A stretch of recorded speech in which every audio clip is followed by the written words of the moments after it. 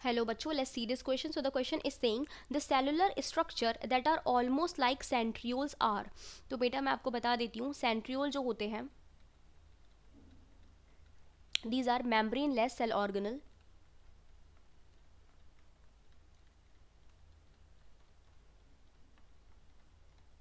Organelle है, ये बने हुए होते हैं माइक्रोट्यूब्यूल्स के, ठीक है, और ये पाए जाते हैं in animal cells only, animal cells में पाए जाते हैं, ठीक है, नियर न्यूक्लियस, न्यूक्लियस के पास प्रेजेंट होते हैं ये, ठीक। इनका काम होता है दे फॉर्म या दे मेक या they synthesize form spindle fibers during cell division. Spindle fiber का काम करते हैं। अगर मैं इनके स्ट्रक्चर की बात करूं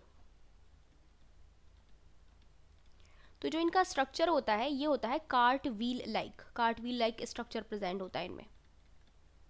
कार्ट व्हील लाइक स्ट्रक्चर कैसा हुआ, यानी कि इनके अंदर पाई जाती है 9+0 ऑर्गेनाइजेशन। कैसी पाई जाती है? 9+0 एक तरीके से इनमें ऑर्गेनाइजेशन प्रेजेंट होती है, यानी कि खुद ही देख लीजिए आप, इनके सेंटर में एक प्रोटीनिशियस हब प्रेजेंट होता है। इनके स्ट्रक्चर की बात कर रही हूँ मैं, सेंटर में क्या होता है? प्रोटीनिशियस हब होता है, फिर जिससे 9 रेडियल स्पोक्स निकल रही थी, 1 2 3 4 5 6 7 8 9 यहाँ कर देते हैं, ठीक है, 9 रेडियल स्पोक्स निकल रही होती हैं, और जिससे ट्रिपलेट माइक्रोट्यूब्यूल जुड़ी हुई होती है। 2 3 1 2 3 1 2 3 1 2 3 ट्रिपलेट माइक्रोट्यूब्यूल जुड़ी हुई पाई जाती हैं, 3 1 2 3, और ये सारी एक दूसरे से क्रॉस ब्रिज के जरिए जुड़ी हुई होती है।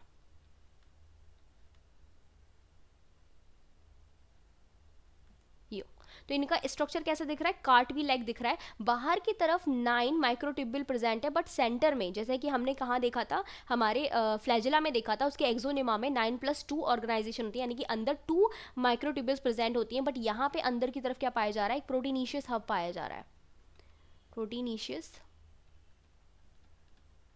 हब। तो क्योंकि सेंटर में कोई माइक्रोट्यूब्यूल प्रेजेंट नहीं है, तो इसकी ऑर्गेनाइजेशन कैसी है? 9+0। और सेम सेंट्रियोल जैसी ही ऑर्गेनाइजेशन लिए हुआ होता है basal body. Basal body, basal body is basically found at the base of flagella, ठीक है, किस कहाँ पाया जाता है? बेस पे पाया जाता है फ्लैजेला के। तो this is basal body,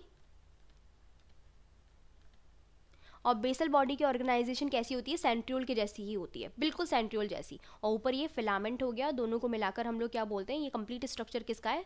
flagella का। तो ये this complete structure is flagella, ठीक है।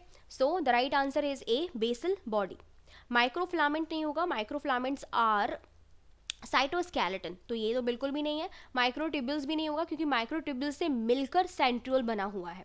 सेंट्रोमेयर नहीं होगा, सेंट्रोमेयर जो है वो क्रोमोसोम की प्राइमरी कंस्ट्रक्शन में प्रेजेंट होते हैं, बीच में पाए जाते हैं, ठीक है। ये बेसिकली हेट्रोक्रोमैटिन्स के बने हुए होते हैं, तो सेंट्रोमेयर भी नहीं होगा। The right answer is basal body. I hope आपको समझ में आया होगा। Best of luck.